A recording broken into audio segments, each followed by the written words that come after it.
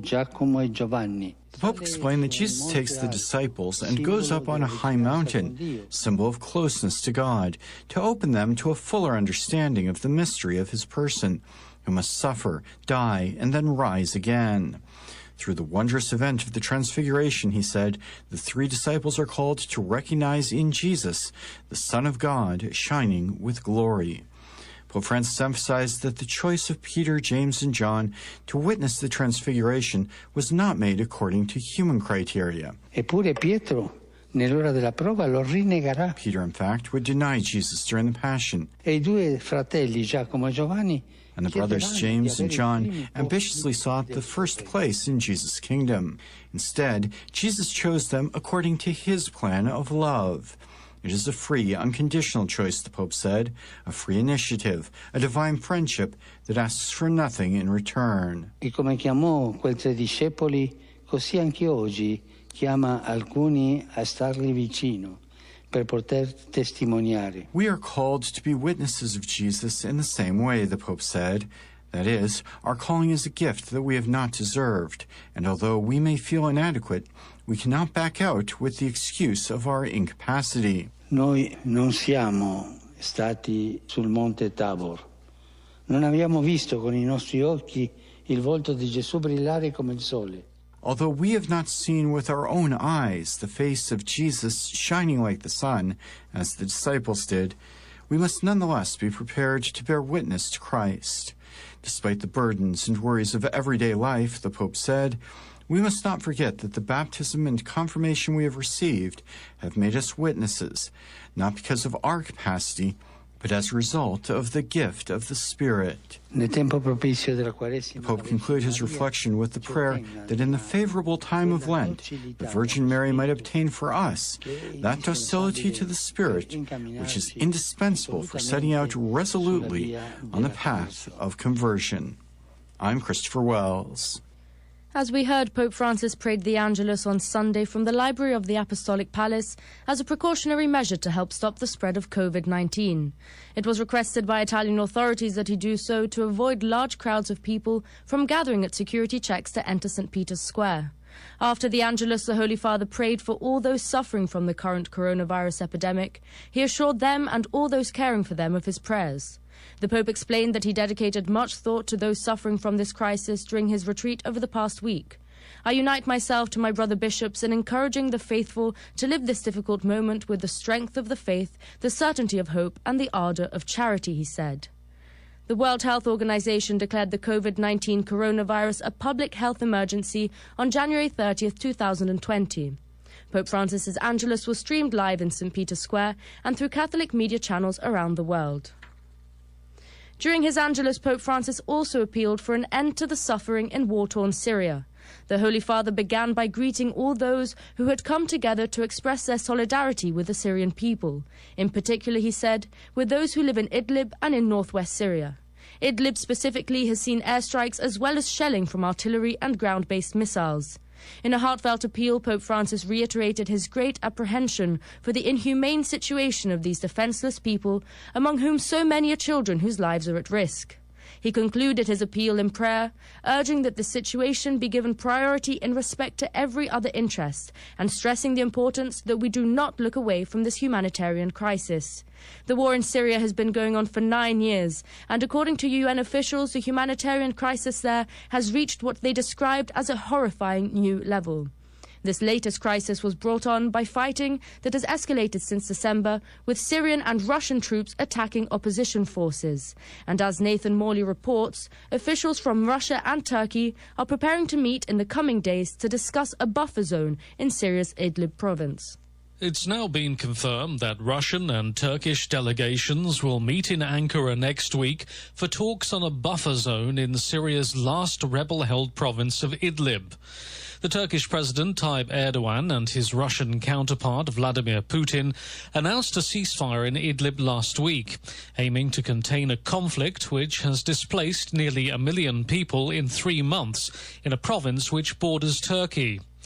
The ceasefire deal establishes a security corridor stretching 6 kilometers to the north and south of Idlib's strategic M4 highway, where joint Russian and Turkish patrols will begin on March the 15th. That will effectively advance Russia's presence further into the north of the province. Meanwhile, aid agencies are moving to prevent a coronavirus outbreak in the northwest of Syria, where damaged health infrastructure and massive displacement make containment nearly impossible. Syria has not yet confirmed any coronavirus cases, but its fragile health systems may not have the capacity to detect and respond to an epidemic. With close to 1 million people displaced since December, overcrowded settlements are currently teeming with fresh arrivals, and many of the displaced are sleeping rough in freezing temperatures. In a separate development, a major multi-vehicle collision in Syria has resulted in the death of 32 people and has left 77 others injured.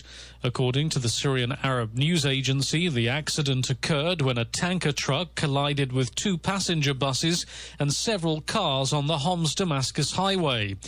The Interior Minister said in a statement to journalists whilst overseeing rescue efforts that the accident was caused by a malfunction in the truck's brakes, causing the driver to lose control of the truck, which then collided with the buses. For Vatican News, this is Nathan Morley reporting. Sunday the 8th of March marks International Women's Day. The United Nations describes it as a time to reflect on progress made, to call for change and to celebrate acts of courage and determination by ordinary women who have played an extraordinary role in the history of their countries and communities. In Mexico, thousands will be marching through Mexico City this afternoon to protest about femicide and violence against women, which often goes unpunished. James Blaze reports that the demonstration follows the grisly murders of a 25-year-old woman and a 7-year-old girl. The march will start at the Monument of Revolution in Mexico City and end with a rally at the giant Zocalo Plaza. Tens of thousands of women who are heartbroken but also furious at violence meted out against their gender with scant recourse to justice are protesting, and it's no coincidence that this is happening on International Day of the Woman. It's the overture for Monday, which has been designated Day Without a Woman in Mexico. Nationwide, women won't go to work, send their daughters to school, or buy any items from the shops. Such is the depth of feeling. Every day, 10 women in Mexico are murdered and 4 go missing. Government statistics indicate that femicides have increased by 137% over the last 5 years. In 2018, 1,058,000 cases of violence and crime against women, yet only 58,200 aggressors were brought to court, and a mere fraction of those convicted plus jailed. The aim of the protesters is to stamp out impunity or getting away with it. In many instances, women don't report crime, less in fear of retaliation, but in despair because they have little or no faith in authorities' willpower or ability to investigate, let alone bring those responsible to justice. But now, a wind of change appears to be blowing through Mexico. For Vatican News, James Blaze reporting. According to the United Nations chief, gender inequality is the overwhelming injustice of our age and the biggest human rights challenge we face. I have said it before and I will say it again. Gender equality is a question of power, says Secretary General Antonio Guterres at an event on Friday at the UN headquarters in New York. Addressing the gathering, Guterres decried that for millennia, men have used and abused power to control women and prevent them from achieving their potential. Deep-rooted patriarchy and misogyny have created a yawning gender power gap in our economies, our political systems, our corporations, our societies and our culture. Mahadi Butulezi from Johannesburg is a marriage and family counsellor and works very closely with women and young girls. She explains what women are uniting and fighting for, focusing on some of the realities women are faced with in South Africa. We as women are fighting against inequality. As an example, there's a total of plus or minus 900 members who have received the Nobel Peace Prize, but only 53 of those are women.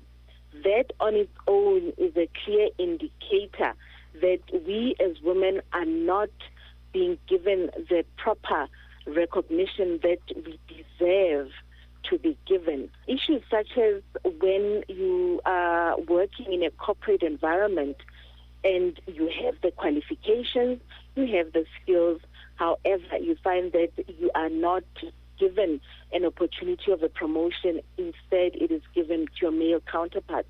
We are not asking for handouts. We are calling equality on the basis of skill, on qualifications. And where we've got that skill and qualifications, we truly deserve to be given an opportunity to showcase ourselves and to offer our skills and talents. And also, it depends. Again, here in South Africa, we have a good number of challenges because we have rural areas where you find that women are out of reach in terms of internet, as an example, in terms of television sets. They don't know what is happening around them. They do not know what women in cities, in urban areas are doing. So we would also like to encourage those women that are there that they too can actually find certain programs and means to empower themselves, because they too, in those rural environments that they're based in, are also somewhat oppressed. That was Mahadi Buthelezi, marriage and family counsellor in South Africa on International Women's Day. And finally, the Holy See Press Office has released a statement announcing further measures to be taken to help prevent the spread of the COVID-19 coronavirus. These measures include the precautionary closure of the Vatican museums, of the Excavations Office, the museums of the Pontifical Villas, and the museums of the Pontifical Basilicas.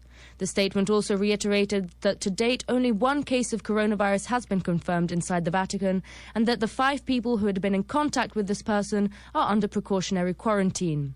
The Holy See has also announced that the Holy Father, as of Monday the 9th of March, will be presiding over Mass in the Casa Santa Marta, and that it will be made available through live streaming through the Vatican Media Portal and YouTube channels, as well as through the media who request the footage.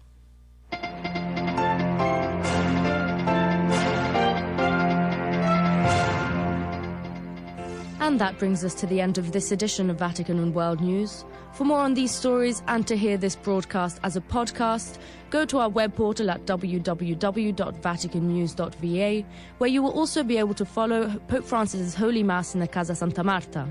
You can also follow Mass from our Vatican News English YouTube channel. And you can also catch the latest updates on our Facebook page or on Twitter. Many thanks go to Adriano Vitali in studio. In the Vatican, I'm Francesca Merlo.